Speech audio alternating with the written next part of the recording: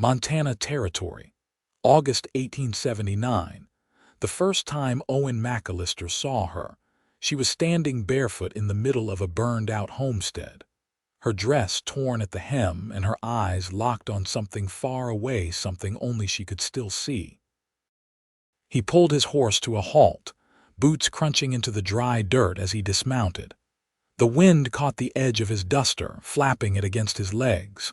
Smoke still curled weakly from the blackened ruins behind her. "You all right, miss?" Owen asked, voice low, careful. She did not answer. Her lips stayed pressed together, jaw tight like it had been clenched for years. He took a step closer. "You hurt?" Still nothing.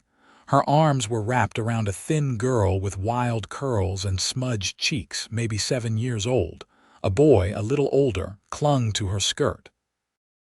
They were silent too, but it was not the same kind of silence. Theirs came from fear. Hers came from somewhere deeper. Owen crouched slowly in front of the boy.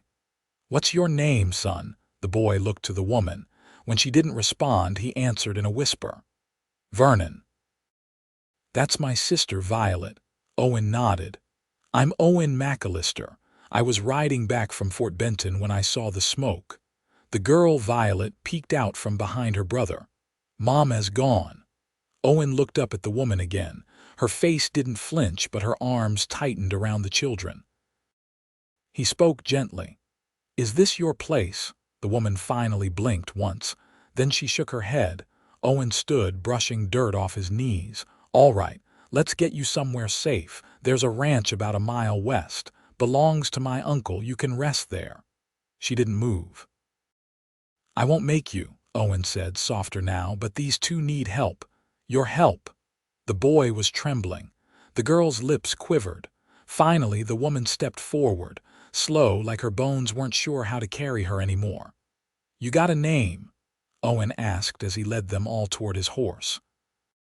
She looked at him, and for a moment he thought she might speak.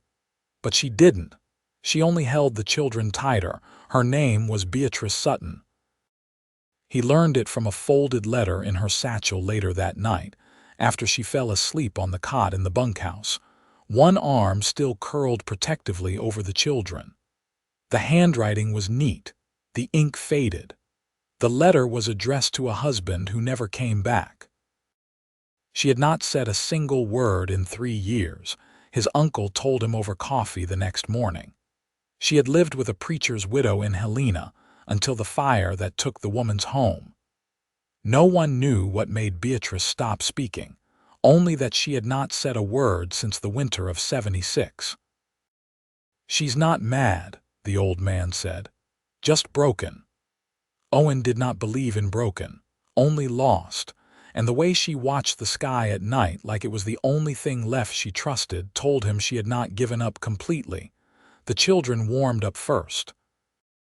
Violet followed Owen like a shadow, asking questions about the horses, the chickens, the old scar on his hand. Vernon took longer, but he came around after Owen taught him how to hold a lasso. Beatrice did chores without being asked. She mended torn shirts, boiled water for coffee before dawn, and once patched a saddle Owen had meant to fix for months. She moved quiet, always with her eyes on the children, always listening. Some evenings, Owen found her sitting on the porch after the children had gone to sleep, staring at the horizon like she expected someone to ride in from it. He never pressed her, but he sat beside her when he could. Sometimes they shared apples. Sometimes he just let her be. Then came the night of the meteor shower. The sky blazed above them, silver arcs streaking across a field of ink. Violet gasped and pointed. Vernon whispered something about angels falling. Beatrice stood at the edge of the pasture, arms crossed tightly over her chest. Owen walked over, stopping a few feet from her. "Beautiful, isn't it?" he said. She nodded. He tilted his chin toward the sky. "When I was a boy, I thought they were lanterns from heaven. My ma used to say stars fall when someone's wish is about to come true." Beatrice's eyes flicked toward him. He grinned. "I used to wish for pie, mostly rhubarb. That earned a breath through her nose, not quite a laugh, but close. He dared a step closer. You know what I wish for now? Her gaze stayed ahead, but her body leaned just slightly toward him. I wish I could hear you laugh, he said softly. There was a pause. The longest kind of quiet, then something sparked behind her eyes. Her lips parted, and it came a laugh, real and shaky, like it had been trapped inside her chest for years and finally found its way out. It hit Owen like a strike to the ribs. He laughed too, startled and relieved. She pressed her hand over her mouth as if surprised by the sound herself. Then her shoulders trembled and she laughed again, freer this time. Owen took another step. There you are. Beatrice turned to him then. Her eyes shimmered. Her voice, when it came, was hoarse and low. I used to laugh all the time. Owen swallowed hard. I would have liked to know you then. She looked at him fully and her voice cracked. Maybe you still can. He touched his hat brim, heart thudding. I'd like that. And for the first time since he met her, Beatrice smiled.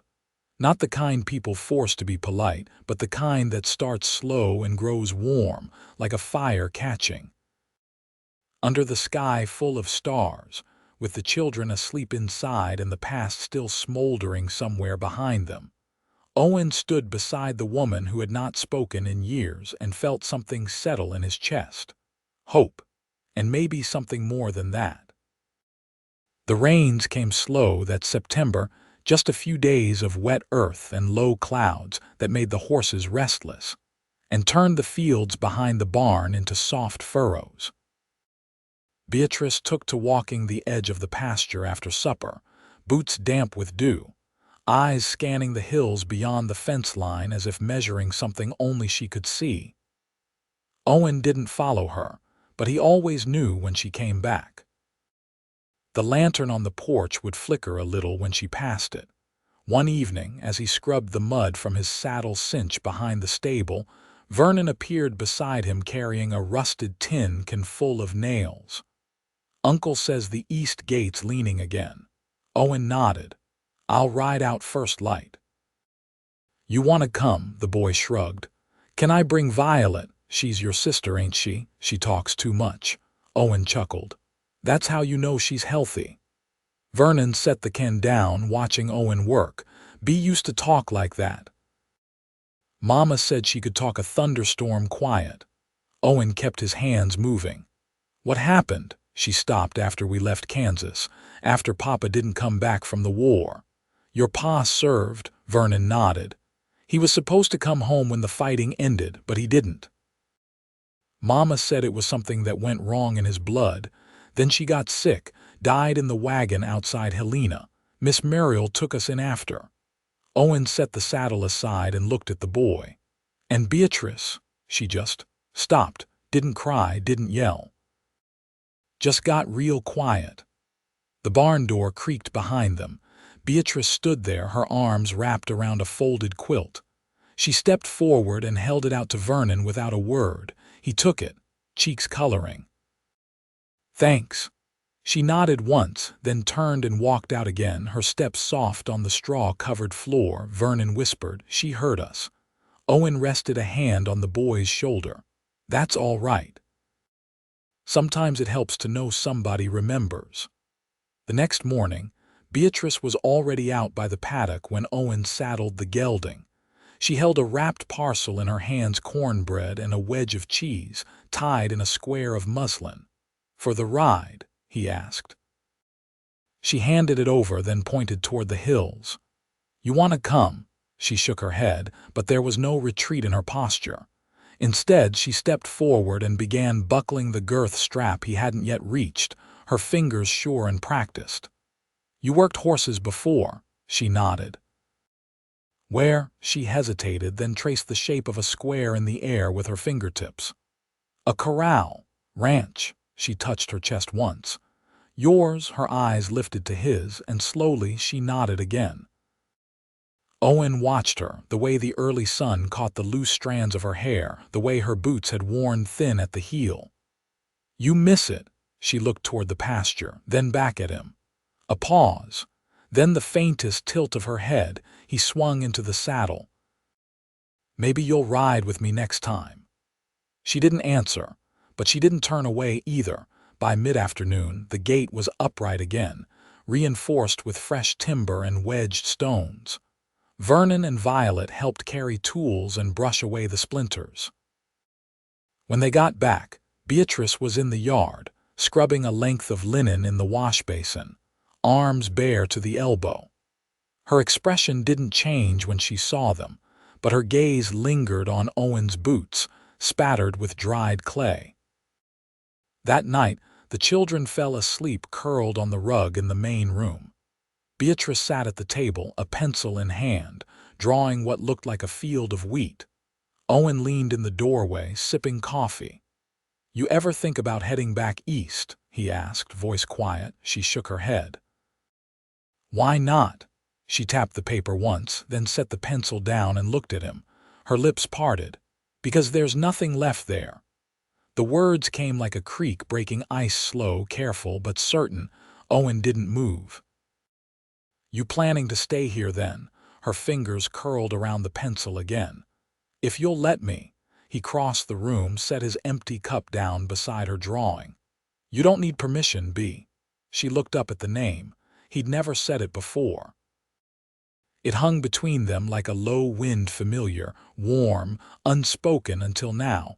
Her voice was steadier this time. "I don't want to just pass through." Owen pulled out the chair across from her and sat down. "Good. I've had enough folks pass through to last a lifetime." They sat there in the soft hush of the room, the fire low in the hearth, the children asleep behind them. Beatrice reached across the table and turned her drawing toward him. It wasn't wheat. It was this place, the barn, the porch rail, the low swell of the hills. And beside the house, a figure standing next to a smaller one holding a lasso. Owen looked up. She was watching him carefully, her eyes steady and quiet. "You didn't just stop talking, did you?" he said. "You were waiting." She nodded once. He didn't ask what for. He already knew. By early October, the first frost curled over the pasture grasses, and the cottonwoods along the creek dropped their gold into the wind. Beatrice began rising before the rooster, gathering kindling with her skirts tucked up. Sleeves rolled past her elbows. She'd taken to sorting the storage room behind the main house, lining shelves with jars and folded cloth, as if putting things in order might keep winter from coming too fast. Owen found her there one morning, crouched beside a crate of cracked china. "You don't have to fix everything," he said, leaning in the doorway with his arms crossed. She didn't look up, but her fingers paused over a chipped saucer. "What else would I do?" He stepped inside, crouched beside her. "You could rest, or ride, or just sit under that tree you always glance at but never go to." "I don't need rest." Owen tilted his head. "That tree got a reason you're avoiding it." Beatrice stood, brushing dust from her hands. "I buried Miss Merrill under one like it." "I don't much like shade anymore." He rose slowly. "Fair enough." She reached for another crate, but Owen caught her wrist gently. "You don't have to explain things to me, B. I just want you to know I notice." She looked at him then, full in the face, and for a breath she didn't pull away. Later that day, Violet came into the barn with a scrap of paper clutched in her fist. "B's drawing again," she whispered, as if it were a secret worth guarding. Owen set down the rasp he was using on the mule's hooves. "What's she drawing?" "A big house. Not like this one. Like back east, with glass windows and a porch all around." "Did she show you?" She left it under her pillow. "I saw it when I was helping fold." He wiped his hands on a rag. "Best let her keep that to herself till she's ready." "But isn't it okay to dream out loud?" Owen looked toward the bunkhouse, the roof just visible through the slats. "It is. But sometimes folks have to dream quiet first." That night, Beatrice didn't eat much. She sat beside the hearth, mending a pair of socks Vernon had torn running after a hare. When Owen handed her a cup of tea, she took it without meeting his eyes. "Did you ever want to leave Montana?" she asked, voice steady but faint. He settled across from her, knees near hers. When I was younger, thought maybe I'd see St. Louis, maybe even farther, but the longer I stayed, the less I wanted to chase something I wasn't sure would feel like mine. She folded the sock neatly. I thought I was going to Boston. My father had cousins there. But after Mama passed, the letters stopped coming. You never sent more, she shook her head. Didn't seem right to beg a place to want me. Owen leaned forward. You ever wonder if maybe a place is waiting for you without you asking? She looked at the fire instead of him. I wouldn't know what that feels like. He let the silence settle, not heavy but full. The next morning, a wind came down from the mountains, sharp with the promise of snow. Owen rode out to check the fence line and came back to find Beatrice in the root cellar, organizing by candlelight. She didn't speak when he joined her, just passed him a basket of onions to carry. In the main house, she began boiling lard for soap. The smell clung to the walls and her hair, a kind of clean that felt more like preparation than comfort. One afternoon, Violet tugged Owen's sleeve. Bea said we could have a garden next spring. Owen blinked. She said that. She said we should plant early peas and not too much squash because Vernon won't eat it. He looked toward the hill where Beatrice stood with her back to them, watching the horizon again. Then I guess we'll need to clear some ground. That night, the lantern stayed lit longer than usual. Beatrice sat at the table, pencil moving across the paper with quiet purpose. Owen sat nearby, carving a length of pine into a spoon. She didn't look up when she spoke. When you talk, it settles things in my mind. Owen paused his knife. How's that? You don't push, you just leave space. He met her gaze. There's always room here for you, for the kids, for whatever you want next. She set the pencil down. What if I don't know what I want yet? Then we wait, together. She watched him for a long moment, then reached for the unfinished spoon and ran her thumb along the curve he'd carved. I used to be good at knowing, she murmured. You still are, he said quietly.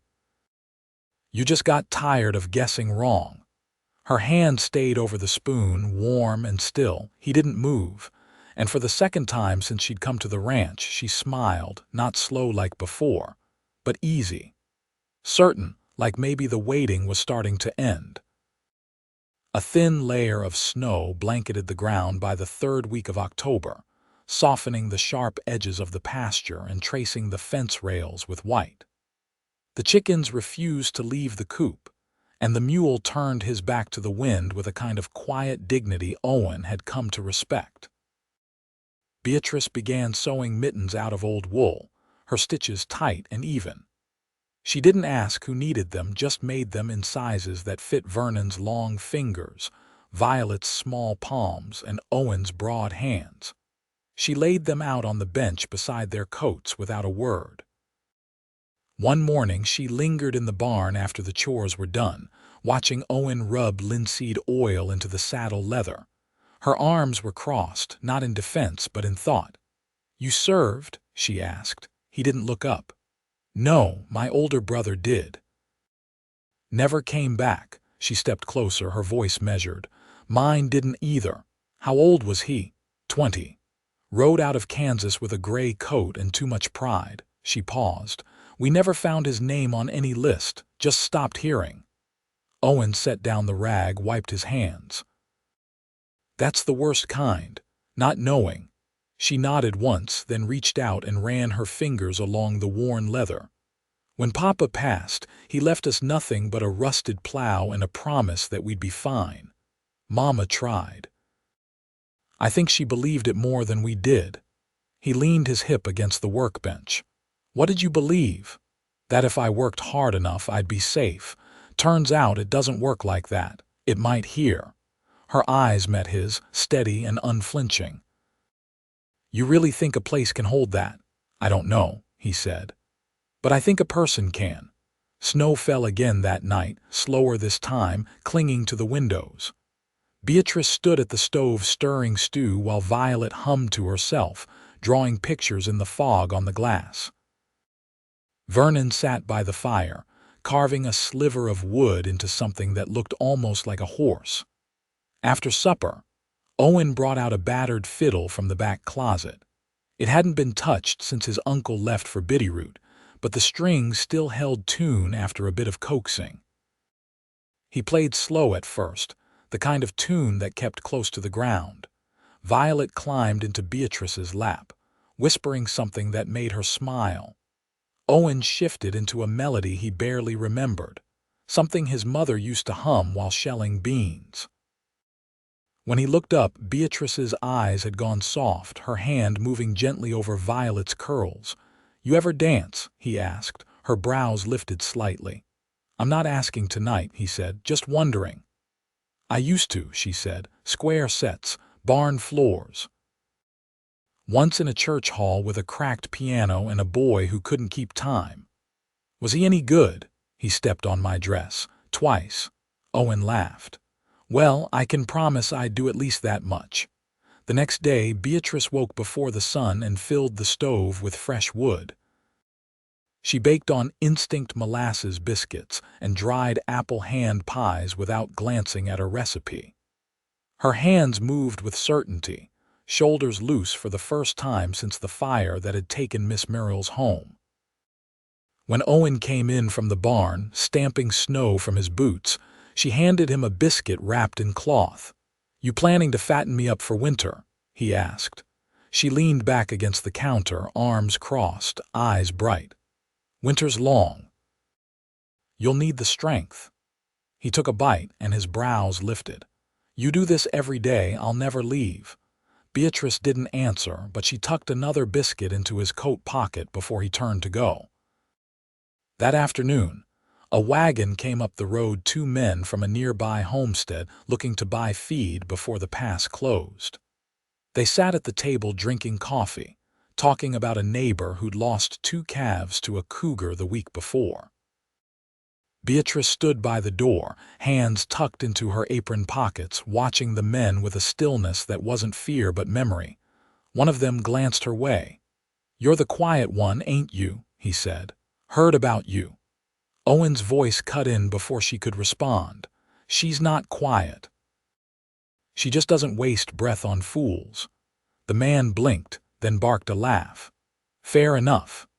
Beatrice met Owen's eyes across the room. She didn't smile exactly, but her chin lifted and something in her shoulders settled. That night, after the children had gone to sleep, Owen found her outside, standing by the fence with her coat pulled close. "Something on your mind?" he asked, stopping beside her. She didn't answer right away. Then, "I thought I'd feel different once I started talking again. Like the old version of me would come back." "Did she?" "No, I think she's gone." He watched her breath mist in the cold. "That a bad thing? I don't know yet." He leaned on the fence rail. "You don't have to be who you were. You just have to be who you are now." She looked at him, really looked. "And who's that?" "Someone who stands in the cold because she doesn't want to go to sleep before she's ready. Someone who makes biscuits better than my ma. Someone who watches everything and doesn't miss a damn thing." Beatrice turned back to the field, her voice quiet. "You remember everything I say." "I remember everything that matters." She shifted closer, not quite touching, but near enough that he could feel the warmth of her through the wool of her coat. "I don't know what comes next," she said. Owen reached down, his glove brushing hers. "We'll figure it out, together." For a long moment, neither moved. Then she reached up and took his hand, not hesitantly, not by mistake, but like it was something she'd already decided. And Owen, for all the miles he'd ridden and all the silences he'd lived through, knew it was the beginning of something he wouldn't ever ride away from. The wind shifted near the end of October, carrying the scent of pine sap and distant snow. That morning, Owen found a knot in the fence line where the wood had swelled and buckled. He cursed under his breath and went to fetch the tools, but by the time he returned, Beatrice was already there, sleeves rolled up, hammer in hand. "You didn't have to. I wanted to," she said, fitting a new board into place. Owen watched her set the nail with economy and care. "You ever think about building something new, not just fixing what's broken?" She held the hammer still, gaze steady. "I used to plan a home in my head. After Mama passed, after the war, I kept drawing it over and over." "What changed?" Beatrice lined up the last nail. "I stopped believing I'd ever have a place long enough to build anything." He didn't press her, just handed her a fresh square of cloth to wipe her hands. That night, after the children were asleep, she brought out her box of pencil sketches and laid them across the table in the main room. Owen sat beside her, boots unlaced, his shirt sleeves damp from melting snow. The drawings were careful, almost tender: a single-story house with a sloped roof, a field bordered with wildflowers, a coop tucked behind a lean-to. Some pages had measurements written in the margins. Others were smudged, drawn and redrawn until the paper thinned. "You still think of it?" Owen asked. "Sometimes. It doesn't feel like someone else's dream anymore." He picked up one with a wide front porch and a bench drawn beneath the window. "This one looks like it belongs here." Beatrice nodded. "I think it does." The next day, Vernon found a half-rotten beam behind the shed and asked if he could use it to practice cutting straight lines. Owen helped him find the good grain, while Beatrice taught Violet to sew 2 squares of muslin into a doll's apron. The wind rattled the shutters that night, but the fire held steady. By November, the passes were too thick with snow for wagons, and the ranch settled into its winter rhythm: wood stacked high, preserves rotated, clothes mended by lantern light. Beatrice took over the ledgers without being asked, her handwriting neat and spare.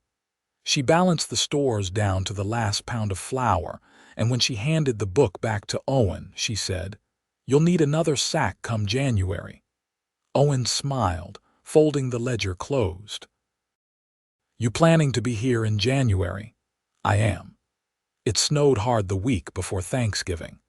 Beatrice and the children helped haul branches for kindling, and Owen strung pitch-smeared pine cones for the hearth.